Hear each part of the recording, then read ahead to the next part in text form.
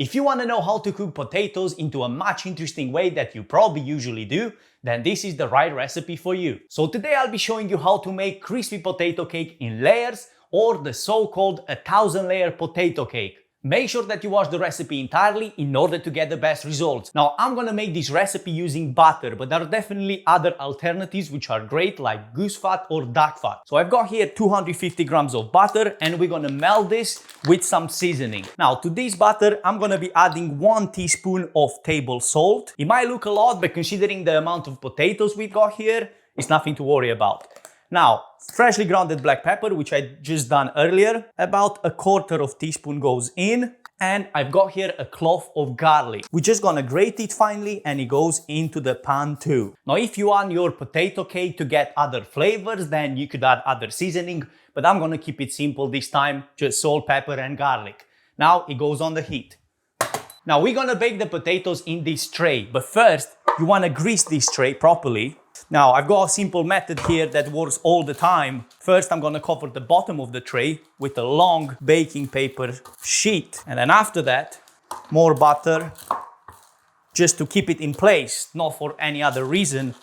And like this, we've got a nice container where the paper is nice and straight, just ready to lie down the potatoes. Okay, butter melted, so we can start slicing the potatoes. Now, you have 2 options here. One, which is probably the best, using a mandolin, something like this, or in worst case scenario, you can use a peeler, which is not ideal, but if you don't have a mandolin, something like this will kind of do the job. Not the best, but it will work. And you're aiming for a thickness of about 3-4 millimeters when it comes to how thick the potatoes should be after slicing. So something like this is what we're looking for. Now, you don't want to do more than 2-3 potatoes at a time, because the more you slice, the more chances that they will get oxidized whilst you lie them down in a tin, because can be a tedious process depending on how big your tray or your tin is. Right, so you're gonna need a brush, a pastry brush, whichever the brush you've got. Mix all the seasoning that we've got in there, and then start brushing, getting it prepared for the first layer that we're gonna be adding. Once you've done that,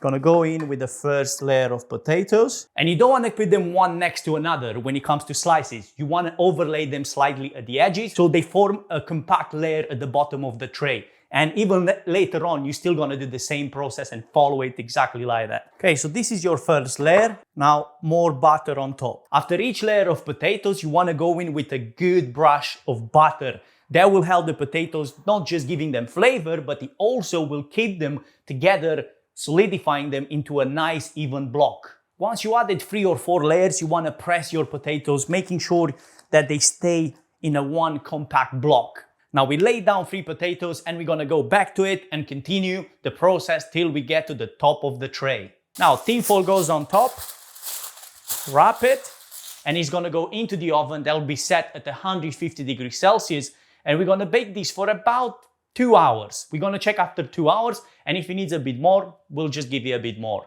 This is the first stage of preparation, so make sure that you stay till the end to see the rest. Okay, so after about 2 hours of cooking, let's see what we've got. Let's see if it's ready. You're gonna need a paring knife to test this. This is probably the best method for it. And if the knife goes through it without much resistance, then you know that it's ready. Yeah, it seems like we are all good. So now we're moving to the next stage. I've got a similar tray to the one that I used to cook the potatoes in. And what this will do, it will go on top, and I'm gonna use here some weights. In this situation, I've got some tins of olives that will go on top, and it will compress those potato layers, keeping them into a nice shape like a block. Now, before it goes into the fridge, you might wanna give it about 15-20 minutes outside so it cools slightly. But after that, you need to put it into the fridge for about 3-4 hours, or until it sets properly. And then we're moving on to the next stage, so make sure you stick around. Okay, so let's see what we've got. It's gonna be probably harder to get it out the tin, just because the butter will be solidified. So I've got here some hot water, and this way it will melt the butter and it will release the potato block. Now, once you unwrap it from the baking paper, there are 2 options of cooking it. And I'll show you which one I like, and then I'll give you the alternative. And this is the thickness we are looking for.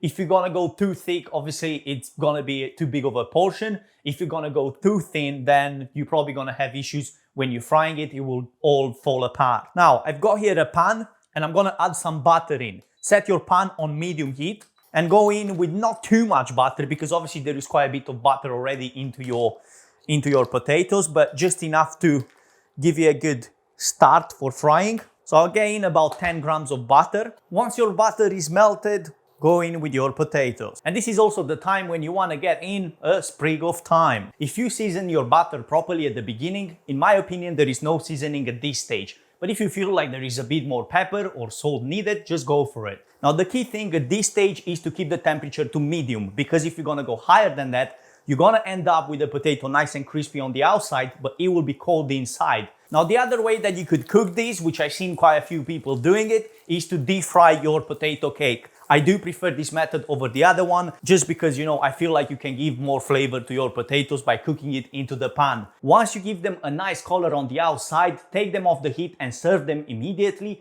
as a great alternative to some roast potatoes or even some boring mashed potatoes. And I'll see you in the next one with more simple recipes like this, so make sure you subscribe to the channel, and Merry Christmas to you all.